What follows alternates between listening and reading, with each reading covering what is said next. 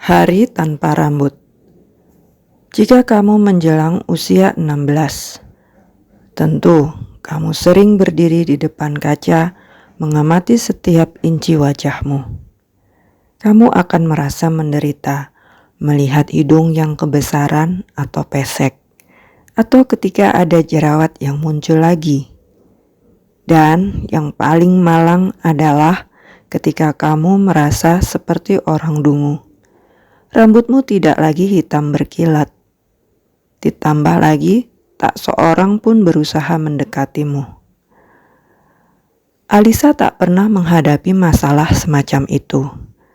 2 tahun yang lalu, ia sungguh cantik, populer, dan merupakan salah satu siswa kelas 7 yang paling cerdas. Belum lagi, ia adalah pemain inti di sebuah klub basket.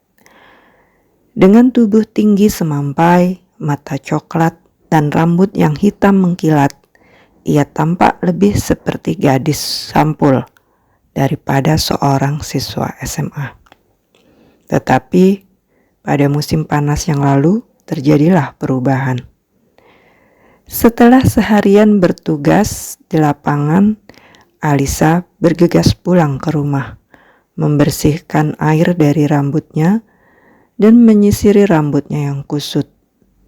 Ia menyibakkan rambutnya yang hampir setiap hari terpanggang matahari. "Alisa," jerit ibunya, "apa yang kamu lakukan?" Dia menemukan sebidang kulit botak di atas kulit kepala putrinya. "Apakah kamu mencukurnya? Ataukah ada orang yang melakukannya selagi kamu tidur?"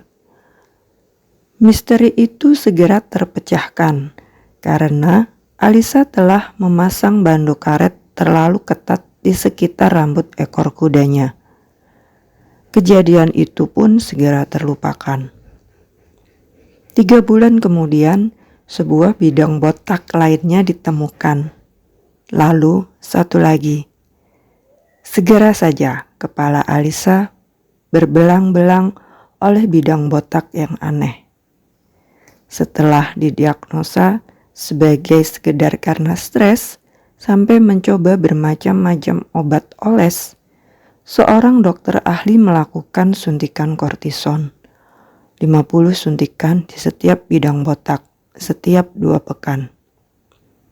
Untuk menyembunyikan kulit kepalanya yang berdarah karena suntikan, Alisa diizinkan mengenakan topi bisbol ke sekolah, yang biasanya merupakan pelanggaran terhadap peraturan seragam sekolah yang terlalu ketat.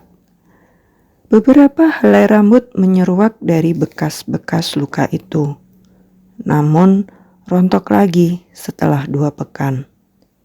Dia menderita penyakit kehilangan rambut yang disebut alopecia, dan tak ada yang bisa menghentikannya. Semangat Alisa yang menyala-nyala dan dukungan teman-temannya membuat ia bertahan. Tetapi ada juga saat-saat ia merasa putus asa. Seperti ketika adik perempuannya masuk ke dalam kamarnya dengan handuk melingkari kepalanya untuk numpang menyisir rambut. Ketika ibunya membuka handuk itu, Alisa memandang rambut tebal dan kusut tergerai di sekitar pundak adiknya. Sambil mencengkram rambutnya yang sejumput dengan 2 jari, air matanya pun tercurah. Itulah pertama kalinya ia menangis sejak seluruh pengalaman buruk itu dimulai. Waktu pun berlalu. Sebuah selubung menggantikan topi yang tak lagi mampu menyembunyikan kepalanya yang kian membotak. Dengan hanya beberapa helai rambut yang tersisa, tiba waktunya membeli wig.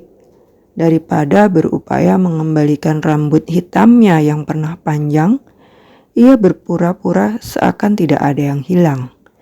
Ia memilih rambut yang panjangnya sebahu. Mengapa tidak? Orang kan memotong dan mengecat rambut mereka sering-sering. Dengan penampilan barunya, keyakinan Alisa pulih. Bahkan ketika wig itu disambar angin Lewat jendela terbuka mobil temannya, mereka dapat melihatnya dengan humor.